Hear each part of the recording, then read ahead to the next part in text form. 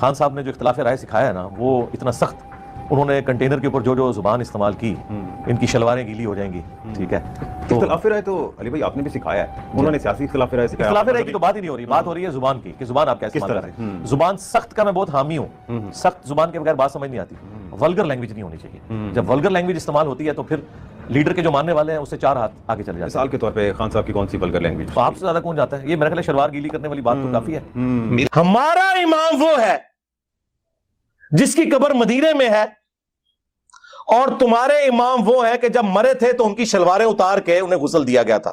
الحمدللہ رب العالمین والصلاة والسلام علی سید الانبیاء والمرسلین، اما بعد فاعوذ باللہ من الشیطان الرجیم، بسم اللہ الرحمن الرحیم۔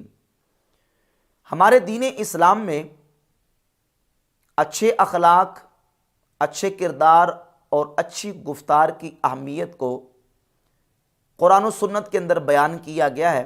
ایک مومن مسلمان اسے کردار بھی اچھا اختیار کرنا چاہیے اور گفتار بھی اچھی اختیار کرنی چاہیے۔ انبیاء علیہم الصلوۃ و تسلیمات جو انسانیت کی ہدایت کے لیے، رہنمائی کے لیے دنیا میں تشریف لاتے ہیں، اللہ رب العزت انہیں اچھے اخلاق عطا فرماتا ہے، اور ہمارے کریم آقا صلی اللہ علیہ وآلہ وسلم کی ذات اقدس جن کا ہم کلمہ پڑھتے ہیں، ان کی شان تو یہ ہے، قرآن مجید میں حضور کے مبارک خلق کے بارے میں ارشاد فرمایا گیا، وَإِنَّكَ لَعَلَىٰ خُلُقٍ عَظِيمٍ، بے شک اے نبی تم خلق عظیم پر ہو۔ نبی پاک علیہ السلام خلق عظیم کے منصب پر فائز ہیں، اور ایک مومن مسلمان اس کو بھی اچھے اخلاق، اچھا کردار اور اچھی گفتار اختیار کرنے کا حکم دیا گیا ہے۔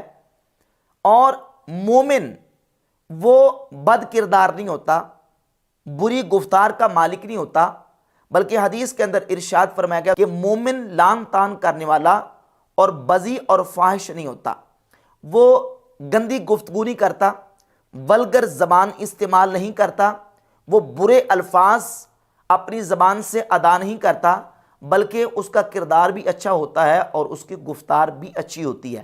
یہ مومن کی شان ہے، مومن کے اوصاف ہیں۔ اور مومن کے برعکس منافق کیا کرتا ہے؟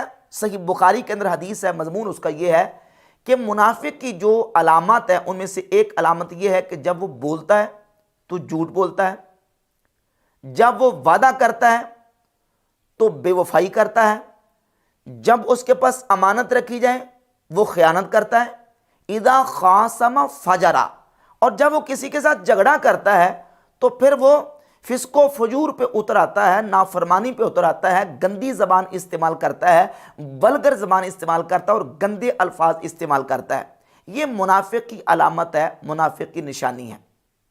ایک طرف مومن کی شان کیا ہے اور دوسری طرف منافق کی علامات اور اس کی نشانیاں کیا ہیں۔ انبیاء کے اوصاف حمیدہ یہ ہیں کہ وہ اچھے اخلاق کے مالک ہوتے ہیں، ان کی گفتار بھی اچھی، ان کا کردار بھی اچھا ہوتا ہے۔ مرزا جیلمی کا دعویٰ یہ ہے کہ نبیوں والے اخلاق کے نبوت کا کچھ حصہ اور میں اللہ کا شکر ادا کرتا ہوں کہ میری طبیعت میں اتنی سختی ہونے کے باوجود حق کے معاملے میں یہ نبیوں والی جو اخلاق نبوت ہے نا، اللہ تعالیٰ نے اس کا کچھ حصہ مجھے دیا ہے کہ میں اپنے مخالفین سے کبھی بھی بدلہ لینے کی بات نہیں کرتا۔ دعویٰ یہ ہے کہ مرزا جیلمی کہتا ہے کہ مجھے اللہ تعالیٰ نے نبیوں والے اخلاق کے نبوت میں سے حصہ عطا کیا ہے، اور جب ہم لوگوں کے سامنے یہ بیان کرتے ہیں نا کہ مرزا جیلمی اس جگہ پہ اس نے اس طرح کی ولگر زبان استعمال کی ہے، یہ زبان علماء کے خلاف، مشائخ کے خلاف، اولیاء اللہ کے خلاف اس نے زبان استعمال کی، اور یہ مرزا جیلمی نے بد زبانی کی ہے، تو مرزا جیلمی کے بلائنڈ فالوور فوراً کہتے ہیں کہ اس میں بد زبانی والی کون سی بات ہے، اس میں گالم گلوچ والی کون سی بات ہے۔ ابھی مرزا جیلمی نے پی ٹی آئی کے چیئرمین عمران خان کے حوالے سے ایک سٹیٹمنٹ دی ہے کہ عمران خان نے اپنے جلسوں کے اندر ولگر زبان استعمال کی ہے۔ جب صحافی نے پوچھا کہ عمران خان نے کون سی ولگر زبان استعمال کی ہے، تو مرزا نے کہا کہ عمران خان نے اپنے جلسے میں یہ کہا ہے کہ میرے مخالفین ان کی شلواریں گیلی ہو جاتی ہیں۔ مثال کے طور پہ خان صاحب کی کون سی ولگر لینگویج؟ تو آپ سے زیادہ کون جاتا ہے؟ یہ میرے خیال ہے شلوار گیلی کرنے والی بات تو کافی ہے۔ یہ ولگر زبان ہے۔